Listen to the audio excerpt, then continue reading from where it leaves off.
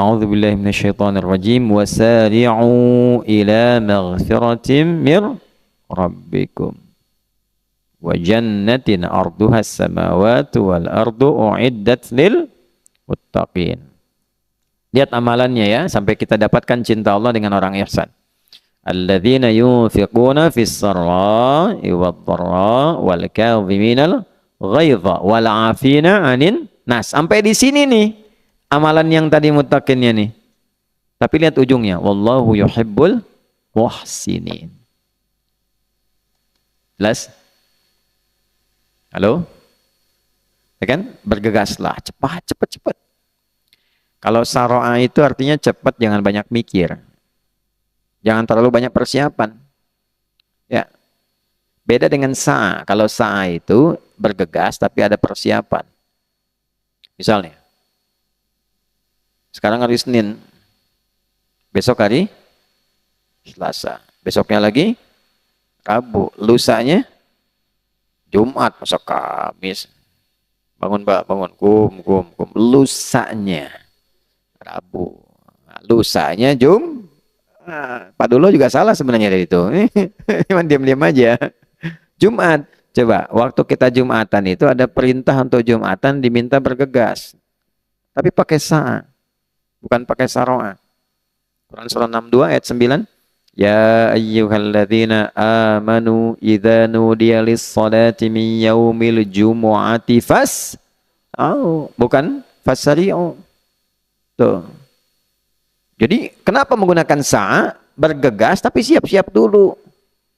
Ya, Auriga lagi mau main kamera, mau moto nih pas Jumatan tuh. Sebentar lagi mau masuk Jumat. Nah, siap-siap, simpan kameranya, fokus, ya, mandi dulu, pakai minyak wangi dulu, berangkat.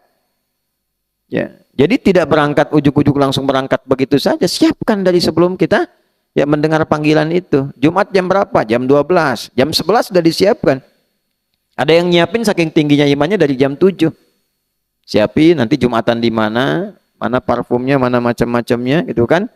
Ya, berangkat dengan ganteng maksimal. Wah, optimal kita berangkat, imannya optimal, gantengnya maksimal. Ya kan? Handphone dimatikan dulu. Handphone itu urusan dunia. Makanya dunia itu semua materi, kita mau cari akhirat. Kalau dunia, handsome nggak penting, yang penting handphone, jik. Gitu kan? Nah, tapi kalau urusan akhirat, nah itu hati kita yang dibawa supaya bisa lebih optimal. Berangkat pakai fas'au. Tapi kalau saro'a, wasari'u, nggak usah banyak mikir, nggak usah persiapan.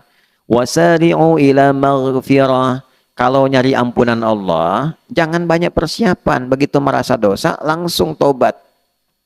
Kalau disiap-siap ditunda-tunda, ya seperti kisah yang dulu disampaikan di sini. Siapa yang ngasih kisah itu?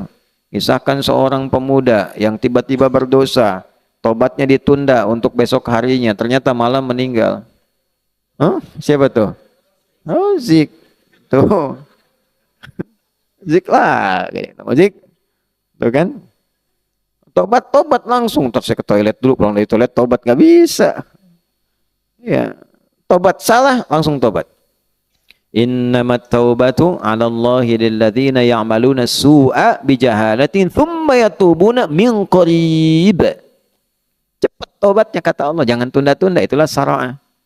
Ya, nanti ada orang yang setelah itu dia berharap mendapatkan tempat pulang seluas langit dan bumi. Wa jannatin arduhas samawati wal ardu uiddat lil muttaqin. Nah, orang takwa, ada golongan takwa. Takwanya yang mana nih levelnya?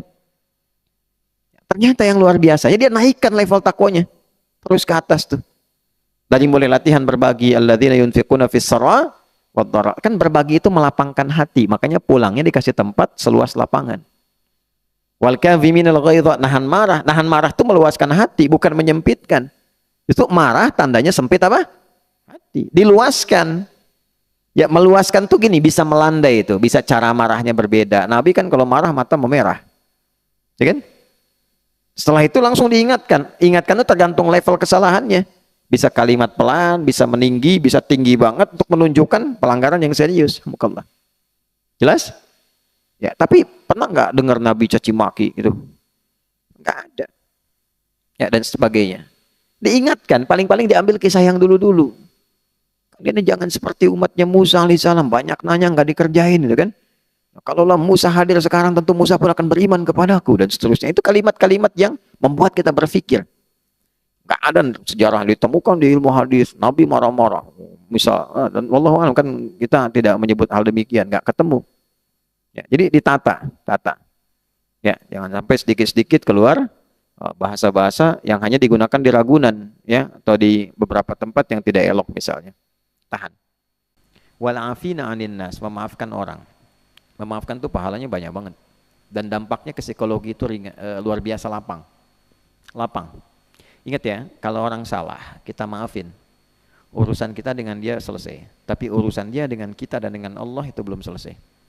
Sepanjang dia belum minta maaf pada kita. Sampai akhirat kita nggak punya urusan sama dia. Tapi dia punya urusan dengan Allah pada dosa-dosa yang dia lakukan terhadap kita saat di dunia. Ya, misal nih, ada orang fitnah Anda maafin aja. Ya, yang bisa dipelajari cara memaafkan elegan tuh diantaranya Imam Syafi'i.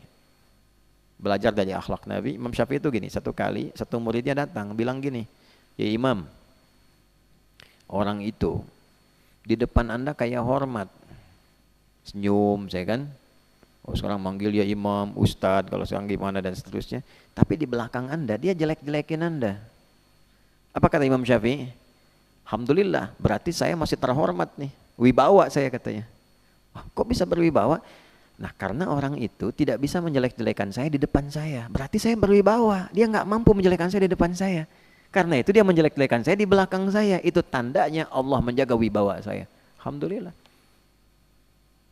Nah, orang seperti ini nanti ditutup oleh Allah pikirannya dengan orang-orang itu. Dia lapang saja, jadi mengerjakan apapun ringan. Tapi orang itu sebelum minta maaf kepada yang bersangkutan terus terbawa. Yang celaka adalah ketika terus bertambah keburukannya.